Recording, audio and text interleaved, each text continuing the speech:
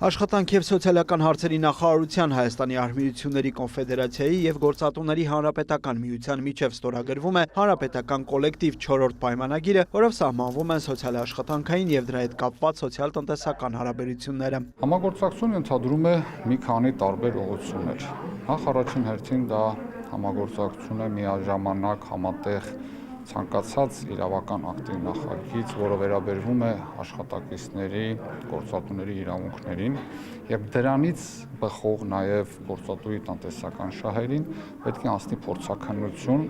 այս փաստաթղթի հիման վրա ձևավորվող եռակողմ հանձնաժողովում։ Աշխատավարձերի ինդեքսացիայի պարբերական վերանայումներ, գործատուների սնանկացման դեպքում աշխատողների իրավունքների շահերի պաշտպանություն, այս եւ մի շարք այլ խնդիրների լուծման ուղղությամբ կողմերը հանդես կգան համատեղ նախաձեռնություններով։ Աշխատանքային օրենսդրությամբ նախատեսված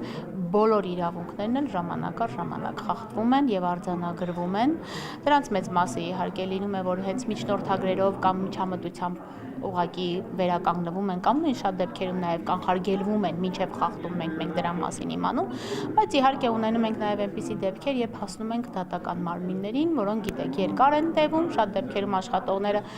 արդեն ժամանակից շուտ հիասթափված են երկար սպասելու process-ից եւ չեն ուզում գնալ դատականներ պաշտպանության միջոցով, բայց ամեն դեպքում ունենք շատ աշխատողներ, որոնք նաև օգտվում են այդ իրավունքից, այդ թվում մեր օգնությամբ։ Թեև օրենսդրական կարգավորումները բավարար չափով հնարավորություն են տալիս պաշտպանել աշխատողների իրավունքները, սակայն դեռ շատ գործ կա անելու եւ գործակցությունը կնպաստի, որ պետությունն ու ոլորտի կազմակերպությունները այդ խնդիրներն ավելի համակարգված եւ արագ լուծեն, ընդգծում է աշխատանքի եւ սոցիալական հարցերի նախարարը։ Նոր մեխանիզմներ են ներդնում, օրինակ հիմա քննարկում ենք արտադատական աշխատանքային վեճերի լուծման արտադատական մեխանիզմի ներդրումը, որը ավելի բերքը թեթևացնի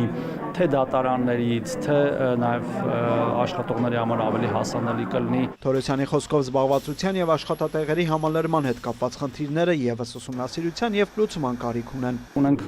արտադրություններ, գործարաններ, որ մոտավորապես ասում են ինչքան մարդ տակ կընդունենք։ Մոտավորապես Երևանը մերձ, բայց այդ մարդիկ չկան, չեն ուզում աշխատել հաճախ, ավելին ասեմ, այդ աշխատատեղերը զբաղեցնում են նաեւ